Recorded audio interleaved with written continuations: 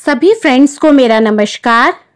आज की इस वीडियो में हम जानेंगे कि बाबा भैरवनाथ का जन्म कैसे हुआ और उन्होंने ब्रह्मा जी का सिर धड़ से क्यों अलग किया। तो फ्रेंड्स, काल भैरव जयंती मार्गशीर्ष महीने के कृष्ण पक्ष की अष्टमी को मनाई जाती है। पुराणों के अनुसार जब ब्रह्मा और विष्णु में विवाद उत्पन्न हुआ और दोनों एक दूसरे को अपना पुत्र बता रहे थे, अर्थात विष्णु कहते थे कि ब्रह्मा का जन्म उनसे हुआ है और ब्रह्मा कहते थे विष्णु का जन्म उनसे हुआ है। इसी बीच उनके मध्य एक अग्नि स्तंभ प्रकट हुआ जिसने उन दोनों से कहा कि आप दोनों में से जो भी इस अग्नि स्तंभ का और या छोर पता लगा लेगा वही बड़ा होगा, वही सर्वत्र पूज्य होगा। ब्रह्मा ने एक हंस का रूप धारण किया और विष्णु ने एक वराह का रूप धारण किया। ब्रह्मा ने ऊपर और विष्णु ने नीचे की ओर प्रस्थान किया। एक समय आने के बाद श्री हरि विष्णु ने यह मान लिया कि इस अग्नि स्तंभ का कोई अंत नहीं है, परंतु ब्रह्मदेव किसी भी कीमत पर अपनी पराजय मानने को तैयार नहीं थे।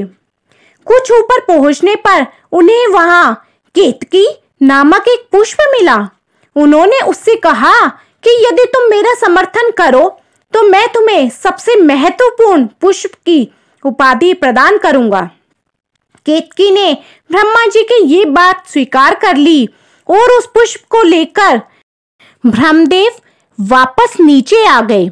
जब उस अग्नि स्तंभ ने उनसे पूछा कि क्या आप दोनों में से किसी को भी मेरा छोर मिला, तो इस पर नारायण ने तो मना कर दिया, परंतु ब्रह्मदेव ने कहा कि हाँ, मुझे मिला है और सत्यापन के लिए केतकी पुष्प को प्रस्तुत कर दिया।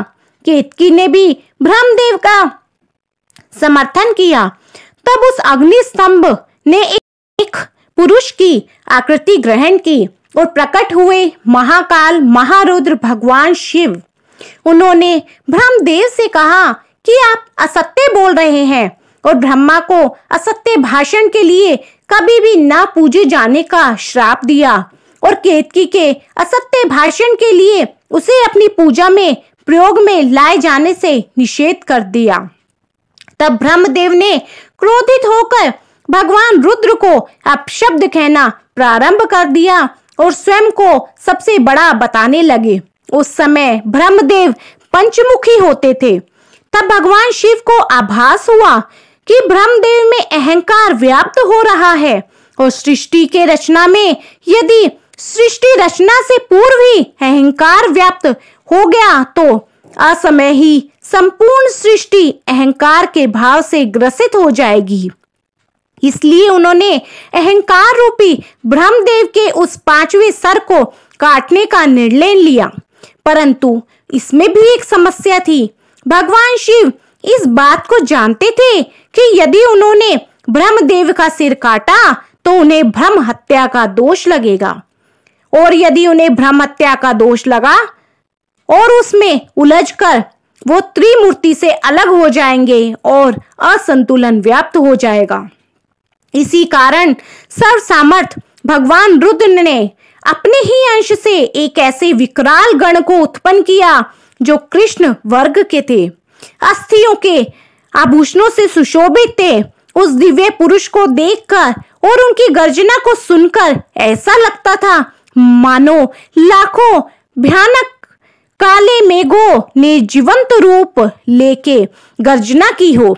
उनकी जटाएं देखकर ऐसा प्रतीत होता था मानो असंख्य भयानक विषधर हो।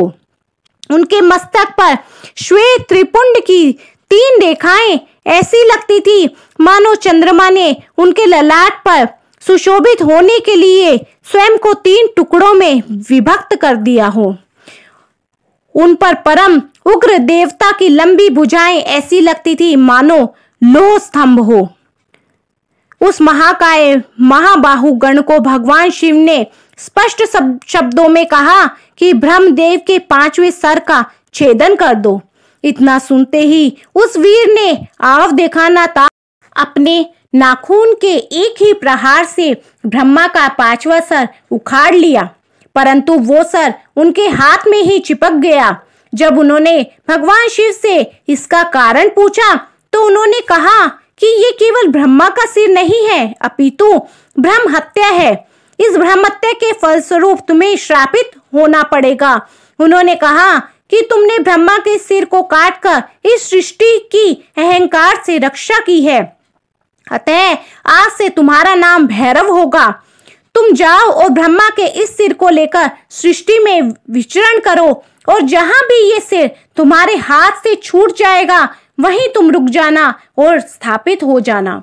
उसके बाद भैरव ने उस सिर को हाथ में लेकर सृष्टि के चक्कर लगाने शुरू किए और वो सारी सृष्टि में अनंत काल तक भ्रमण करते रहे, परंतु कहीं भी वो सिर उनके हाथ से नहीं छूटा। परंतु सृष्टि के चक्कर लगाते लगाते उनकी गति इतनी तीव्र हो गई कि वो समय से भी आगे निकल गए।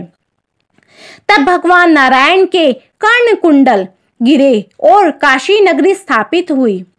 तब वहां पर भगवान भैरव के हाथ से ब्रह्मदेव का वो कपाल छूट गया। तब भगवान भैरव वहीं रुक गए और तब वहां भगवान शिव प्रकट हुए और उन्होंने उनसे कहा कि ये मेरी प्रिय काशी नगरी है और आज से तुम इसके संरक्षक के रूप में यहाँ स्थापित हो, परंतु तुम्हें इस काशी नगरी में केवल पैर के एक अंगूठे के बराबर स्थान मिलेगा और तुम्हें इसी ब्रह्म कपाल में भोजन करना होगा। तुम अपनी तीव्र गति के कारण समय से भी आगे चले गए थे, अर्थात तुम्हें काल चक्र पर भी विजय प्राप्त की है। इस कारण आज से तुम काल भैरव के नाम से जाने जाओगे। तुम काशी की पवित्रता और काशी के भक्तों की रक्षा करोगे।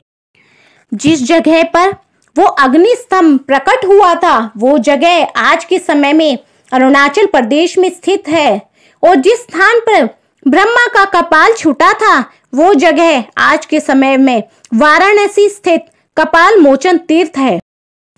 तो फ्रेंड्स, आपको ये मेरी वीडियो पसंद आई है तो मेरी वीडियो को लाइक, शेयर एंड सब्सक्राइब जरूर कीजिए, ताकि आगे भी आपको मेरी ऐसी ही यूजफुल वीडियोस मिलती रहें। Thank you for watching. Bye.